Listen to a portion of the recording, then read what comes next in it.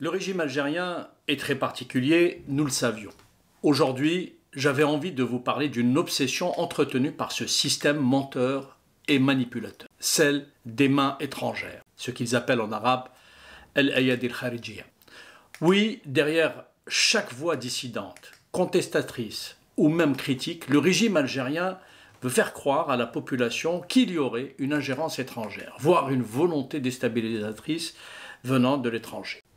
Alors je m'adresse particulièrement à vous, Algériennes, Algériens. Vous pouvez regarder cette vidéo tranquillement jusqu'à la fin.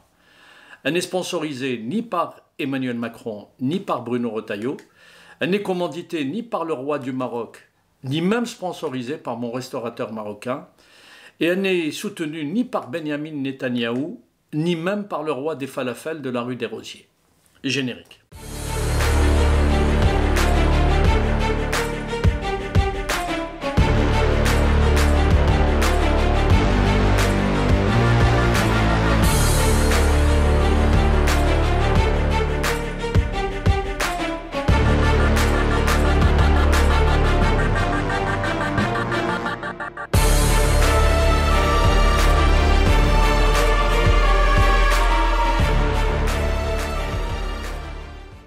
Bonjour à tous.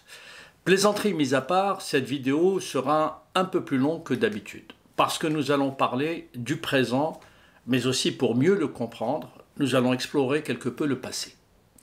Depuis 1962, le pouvoir algérien a fréquemment brandi la menace des mains étrangères. Cette accusation est devenue une arme détenue par ce régime populiste qui a fait de la démagogie une langue officielle et du mensonge une première nature. Comme toutes les dictatures, l'Algérie a choisi de bannir ses propres enfants dès lors que ces derniers expriment la moindre nuance. Si nous devions passer en revue tous les événements politiques et tous les mouvements sociaux qu'a connus le pays depuis l'indépendance, l'on s'aperçoit que ce discours a été largement relayé par la machine propagandiste du pouvoir et ainsi instrumentalisé, parfois jusqu'à l'indigestion. Chaque contestation, du printemps berbère en 1980 au soulèvement de la Kabylie en 2001, en passant par les émeutes d'octobre 1988 jusqu'au fameux Hirak de 2019, tout a été imputé à des puissances étrangères, supposément désireuses bien sûr de déstabiliser l'Algérie, alors qu'en réalité, toutes les forces qui ont voulu à un moment ou un autre déstabiliser le pays ou qui ont agi à tout le moins contre ses intérêts stratégiques sont plutôt à l'intérieur même du régime. Ils sont présidents, premiers ministres, ministres, directeurs d'entreprises publiques, d'institutions officielles, voire y compris parfois des militaires. Je n'ai jamais rencontré, en tout cas pour l'instant, un citoyen algérien, un simple citoyen, combien même serait-il opposant avec des opinions contraires à la doxa officielle, aucun citoyen algérien donc qui cherchait à déstabiliser le pays. Et les manifestations et soulèvements qui ont eu lieu en Algérie avaient tous des bases légitimes. Que ce soit en Kabylie en 1980, que ce soit à Constantine en 1986, que ce soit à Alger ou ailleurs en 1988, et j'en passe. À chaque fois, il y avait une base légitime. D'abord, je vais vous dire que si certaines de ces manifestations avaient des motifs légitimes, donc et internes, qui ont été le carburant de ces soulèvements, elles répondaient souvent à des provocations du pouvoir et de ses services de sécurité, où elles étaient souvent aussi, pour certaines d'entre elles, manipulées par des forces internes au régime, et notamment la fameuse sécurité militaire, bien sûr, qui a parfois amplifié, par exemple, les émeutes de 1988, ou qui a manipulé aussi le fameux Hirak entre 2019 et 2020. Pourquoi ?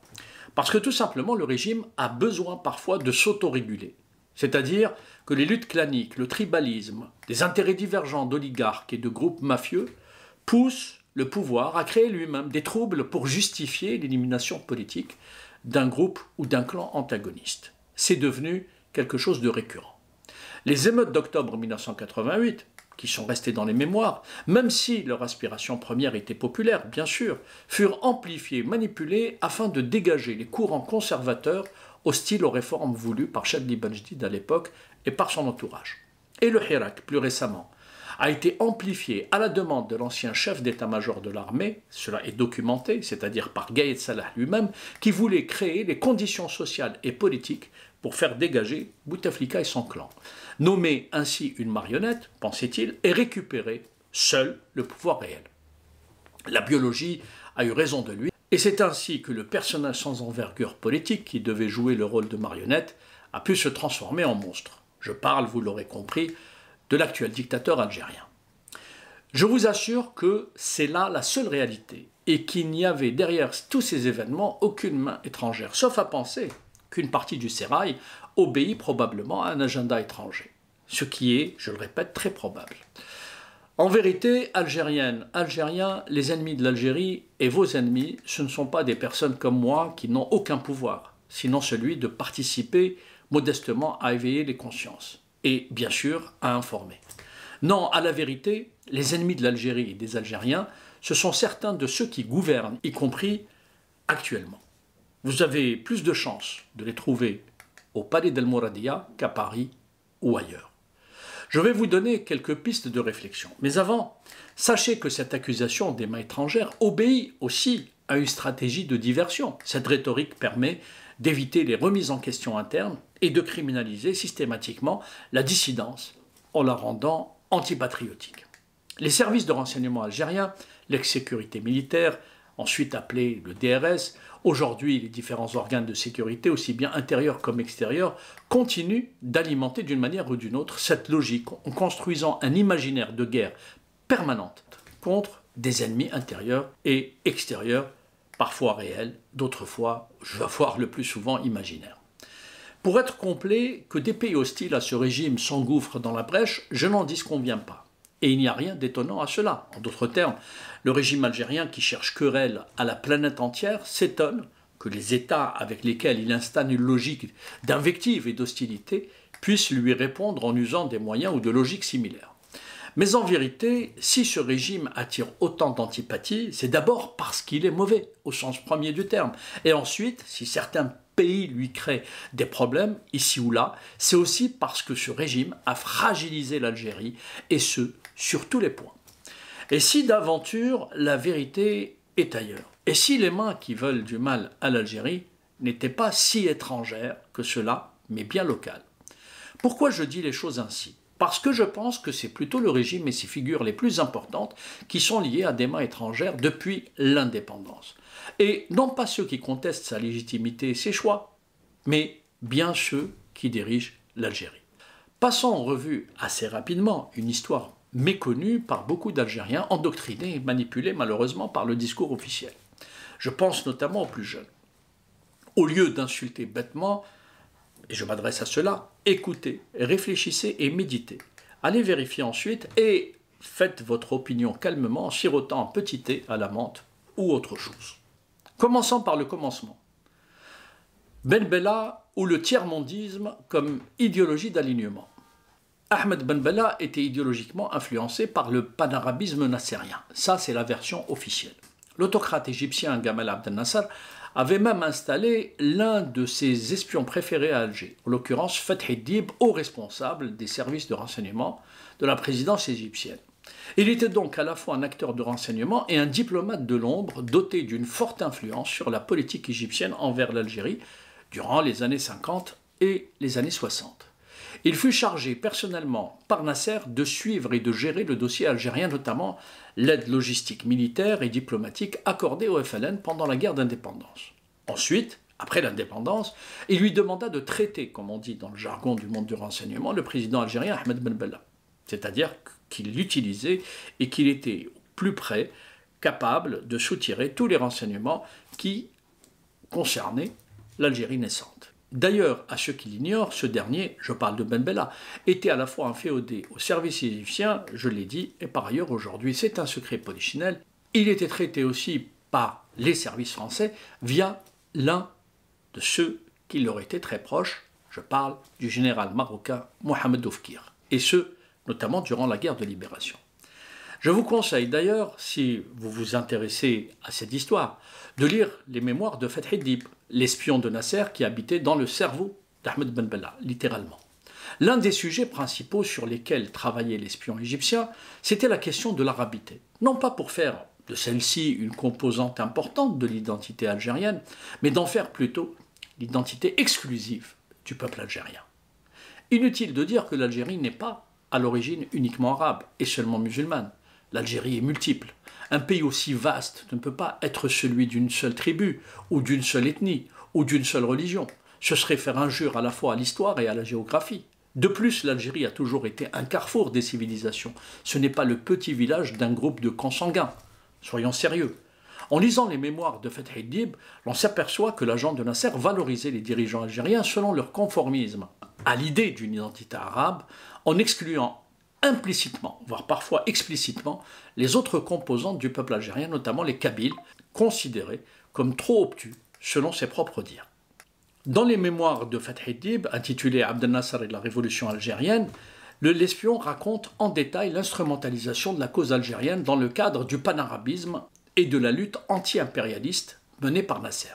L'Algérie n'était rien d'autre qu'un pion. Voilà donc une première preuve qui montre que dès le départ, le peuple algérien était victime de la main étrangère, égyptienne ici, importée non pas par des opposants, car les opposants à l'époque s'appelaient plutôt Mohamed Boudiaf, Farhat Abbas ou Hussein Ait Ahmed, mais par ceux qui avaient alors entre les mains le pouvoir réel, je pense notamment au clan d'Oujda.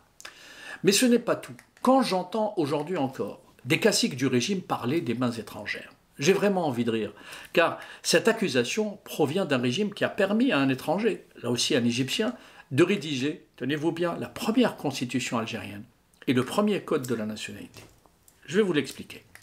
Probablement beaucoup l'ignorent en Algérie. Savent-ils que celui qui a rédigé les textes fondateurs de l'Algérie indépendante, et tout cela est vérifiable, s'appelle Tawfiq Chaoui.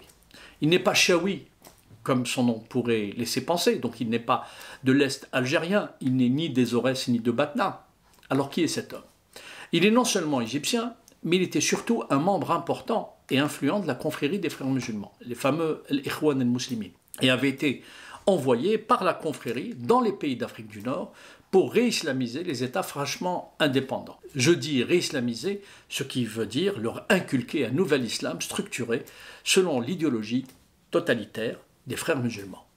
Alors cette histoire va vous montrer toute l'incohérence idéologique de Ben Bella et de ses amis, et évidemment du clan d'Oujda.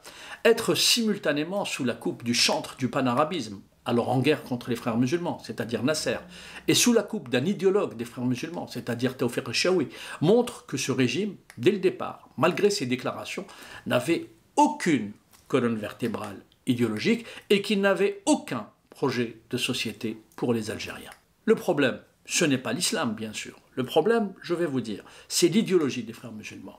On ne peut pas se réclamer d'un côté de l'émir Abdelkader et des idées humanistes et universalistes qu'il a portées, arguant qu'il serait le fondateur de l'État algérien, et diffuser dans le même temps l'islam de cet illuminé de Hassan al-Banna, fondateur des frères musulmans. Les responsables algériens, en raison de leur médiocrité, mais aussi en raison de leur attrait pour le pouvoir seulement, ont construit un truc fait de briques et de broc, de populisme et de démagogie pour prendre le pouvoir encore une fois et ainsi violer l'Algérie sur plusieurs générations. Chaoui est un juriste, constitutionnaliste et diplômé en droit. Il avait soutenu un doctorat en France à la fin des années 40. En 1956, il fut emprisonné 2 ans en Égypte par le régime de Nasser, justement en raison de son appartenance aux frères musulmans. Par la suite, il enseigna au Maroc et en Arabie Saoudite, devenant même le juge de la Cour suprême marocaine et conseiller juridique du Parlement marocain. Et à la fin de la guerre d'indépendance algérienne, il devient conseiller juridique auprès d'Ahmed Ben Bella et de Mohamed Khidr, membre du bureau politique du FLN. Il avait été chargé d'élaborer donc une première ébauche constitutionnelle pour l'Algérie indépendante, ainsi que la première ébauche du code de la nationalité algérienne. Voilà ce qu'il écrivait dans ses mémoires, que je vous conseille par ailleurs, si vous lisez l'arabe, de consulter. Je vous mets l'extrait pour ceux qui lisent la langue arabe et je traduis fidèlement. J'ai dit à Ben Bella que j'allais me consacrer à la préparation du projet de constitution. Mais après cela, j'ai proposé à Ben Bella qu'il fallait publier un code de la nationalité algérienne. Fin de citation. C'est donc Tawfiq Chaoui, toujours, qui avait insisté, par exemple, sur le fait que ceux qui avaient soutenu l'indépendance de l'Algérie et même combattu auprès de la LN, ils ne devaient accéder à la nationalité algérienne que s'ils étaient musulmans. Voilà pourquoi, dès le départ, avec la complicité de ceux qui avaient pris le pouvoir, je parle toujours du clan d'Oujda, la société algérienne avait été fragmentée. À cause des mains étrangères, importées par le régime, rappelez-vous les hommes de Nasser, ne voulaient pas des Kabyles, et les islamistes ne voulaient pas, dans la citoyenneté algérienne, ceux qui n'étaient pas musulmans, même lorsqu'ils étaient au sein du FLN, et même lorsqu'ils avaient combattu dans les rangs de l'ALN. Finalement, il y eut des dérogations en 1963 pour une cinquantaine de cas approximativement, des cas très précis, que le pouvoir s'est empressé, d'ailleurs, d'effacer de la mémoire collective. Imaginez que cette constitution algérienne, la première, tout comme le code de la nationalité, ont non seulement bafoué l'appel du 1er novembre, mais aussi la plateforme de la Soumam. C'est-à-dire qu'on a préféré accorder du crédit à ce que pouvait générer un idéologue égyptien membre d'un courant islamiste extrêmement dangereux que de donner crédit à des Algériens qui avaient versé leur sang pour l'indépendance de leur pays. C'est tout le drame, justement, de l'Algérie. Voilà ce qu'ont fait les vraies mains étrangères de l'Algérie. Ils ont, dès le départ, je le répète, fragmenté la société algérienne. Et évidemment, ils ont fait prendre à l'Algérie un très mauvais départ. Ce n'est pas tout. Vous voulez savoir ce que disait De Gaulle, par exemple, à propos de Ben Bella? Vous trouverez ces références dans le célèbre livre d'Alain Perfit, intitulé « C'était De Gaulle ». C'est celui-là. Je vous le conseille vraiment, parce que c'est un livre de référence. Ce livre est une véritable mine d'or pour ceux qui s'intéressent évidemment à l'histoire. Et je le conseille donc à tous ceux qui aiment l'histoire en général et les relations franco-algériennes en particulier. Alain Perfit fut l'un des plus proches collaborateurs du général de Gaulle et deviendra l'un de ses confidents. Dans ce livre, de près de 2000 pages donc, à une question posée par Alain Perfit, de Gaulle répond, je cite, et je vous mets la citation, « L'Algérie ne sait pas trop où elle va. Ben Bella sans doute non plus. Il est obligé de louvoyer, de faire semblant. Il tend la main à Nasser tout en nous donnant des assurances par en dessous. Il nous assure de sa bonne volonté tout en prenant en public des attitudes violemment indépendantes. » Qu'est-ce que cela veut dire? Eh bien, pendant que Ben Bella lançait ses phrases et ses envolées nationalistes, il était toujours en discussion avec le général de Gaulle pour lui donner des assurances et évidemment défendre les intérêts français. Mais cela n'est rien au sujet, par exemple, de l'épineuse question des essais nucléaires français dans le sud algérien. Une question, vous le savez, instrumentalisée par le régime algérien à ce jour. Outre le fait que ce sujet faisait partie des accords d'Évian, en d'autres termes, les Français ont été autorisés à réaliser des essais nucléaires dans le sud algérien jusqu'à la fin des années 60, c'est-à-dire sous Ben Bella et sous Boumedienne, soi-disant deux chantres du nationalisme. Mais regardez ce que disait le général de Gaulle dans le Conseil des ministres du 7 mai 1963. Ben Bella n'est hostile à nos essais atomiques que doctrinalement. Sa seule demande, c'est le secret. C'est-à-dire que le pouvoir algérien, en 1963, était d'accord pour que des Algériens subissent les conséquences des essais atomiques. Leur seule demande, c'était que la chose demeure secrète. Vous voyez l'hypocrisie là aussi? Enfin, il est question d'une rencontre secrète entre De Gaulle et Ben Bella dans le château de Champs-sur-Marne, en région parisienne, en mars 1964. Écoutez ce que raconte De Gaulle à son confident Alain Perfit. Je cite, « Il, c'est-à-dire Ben Bella, m'a dit avec humour que sa position personnelle était assurée grâce à son incarcération qui lui a évité de s'user dans les grenouillages du Caire et de Tunis et a fait de lui le combattant suprême. » Qu'est-ce que cela veut dire? Que Ben Bella remercie tout simplement De Gaulle du fait que la France l'ait incarcéré et l'ait ainsi légitimé, lui évitant de magouiller pour devenir, en somme, le visage préfabriqué de la révolution algérienne. En d'autres termes, et pour être encore plus clair, pendant que les hommes de l'armée de l'intérieur mouraient dans les maquis, voilà que Ben Bella, qui a inventé le mythe d'1,5 million de martyrs, remercie De Gaulle pour avoir été traité durant son incarcération avec honneur dans une forteresse et non plus dans une cellule de prison. Et De Gaulle conclut, il sait à qui il l'a dû. Donc, en vérité, ce que beaucoup d'hommes historiques ont dit, et surtout quelqu'un comme Farhat Abbas par exemple, de façon implicite ou explicite, Ben Bella avait été bien protégé est bien poussé vers le sommet du pouvoir, entre autres par la France. Vous avez compris, je m'adresse notamment aux Algériens. Je vous laisse donc méditer sur ce premier aspect et dites-moi en commentaire ce que vous en pensez, car je crois que nous avons tous intérêt à ouvrir un vrai débat sur les mythes fondateurs, mensongers, la plupart, sur lesquels s'est construite malheureusement l'Algérie indépendante. Un pays qui se construit sur le mensonge, vous le savez, ne peut que perpétuer le mensonge. Ne l'oublions pas, car c'est exactement ce qui est en train de se passer à ce jour. Les Algériens sont abreuvés de mensonges matin, midi et soir. À partir de 1965, Houari Boumedienne était plus nuancé. Il voulait atteindre d'une part une autonomie stratégique, avoir des relations pragmatiques tout en entretenant le discours populiste. C'est ainsi que l'URSS fut un fournisseur d'armes et un soutien politique. Boumedienne était proche des soviétiques, mais il a aussi cherché à diversifier ses relations, notamment avec les Américains.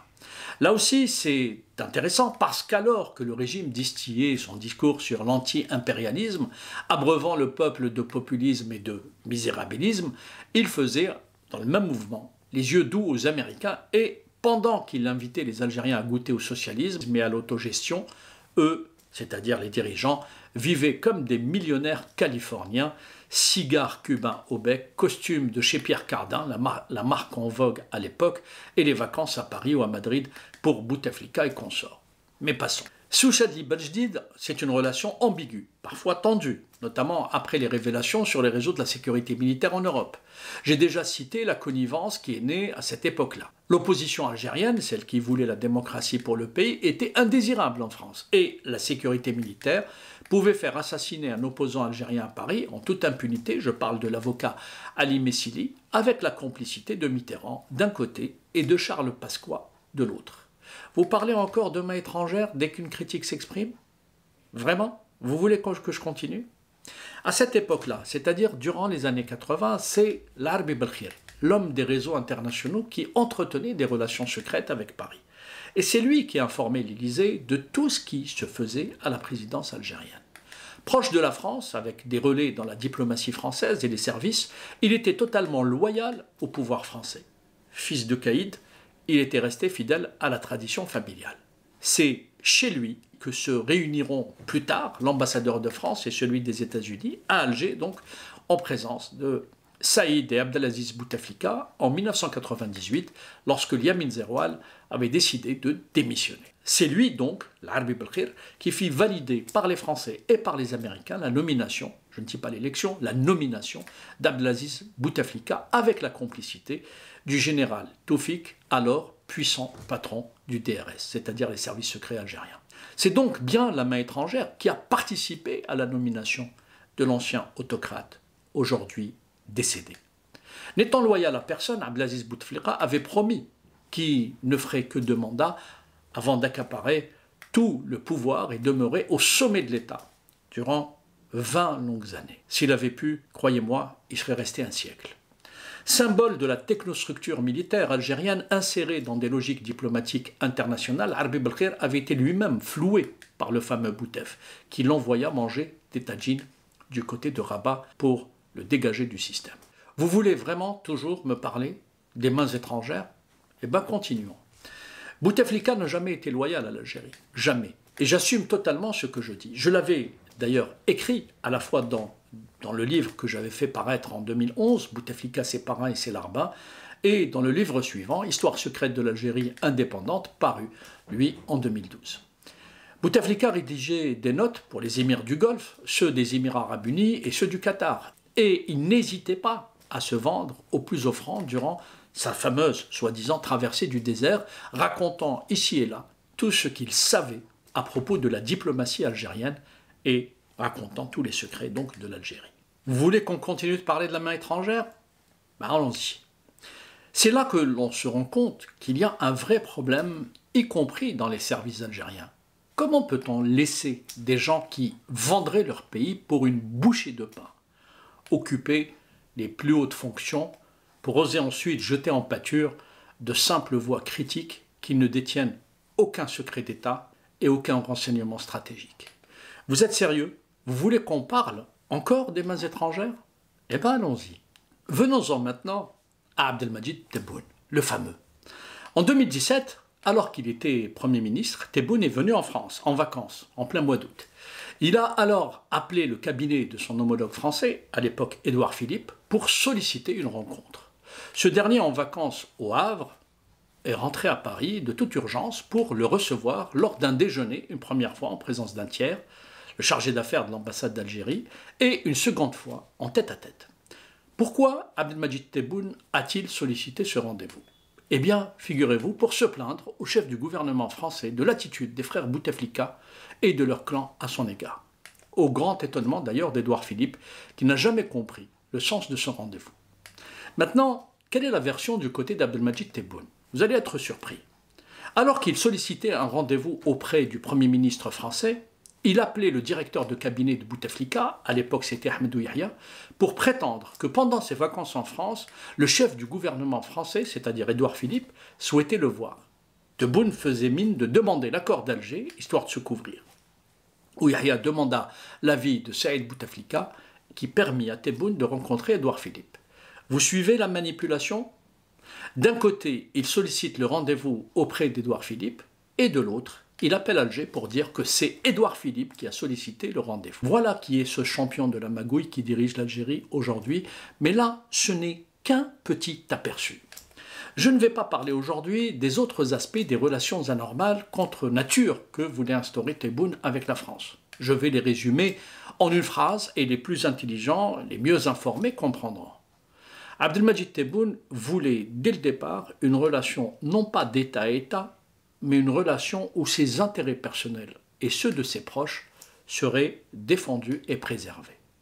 C'est dire que le régime de Tebboune utilise la rhétorique de la souveraineté tout en cultivant une autre réalité, celle de l'affairisme. Que les Algériens veuillent l'entendre ou pas, croyez-le, en matière de mauvaise gouvernance et de malhonnêteté, ce président, c'est-à-dire Abdelmadjid Tebboune, est probablement le pire que ce système ait pu générer depuis l'indépendance. Il a fait la même chose avec les Émirats arabes unis. Un jour prochain, je vous raconterai ces autres magouilles, documentées dès 2001 lorsqu'il était ministre de l'Habitat, avec des entrepreneurs des pays du Golfe. Je vous parlerai comment il a tout fait pour privilégier les intérêts d'un homme d'affaires venu des Émirats arabes unis pour se retourner contre lui dès lors que ce dernier lui avait tourné le dos lors de sa fameuse traversée du désert, je parle de la traversée du désert de Tebboune entre 2001 et 2011. Oui, figurez-vous que tous les jours, des langues se délient pour raconter preuve à l'appui l'étendue du désastre que vit l'Algérie. Ce n'est pas une ou plusieurs enquêtes journalistiques qui pourraient tout élucider.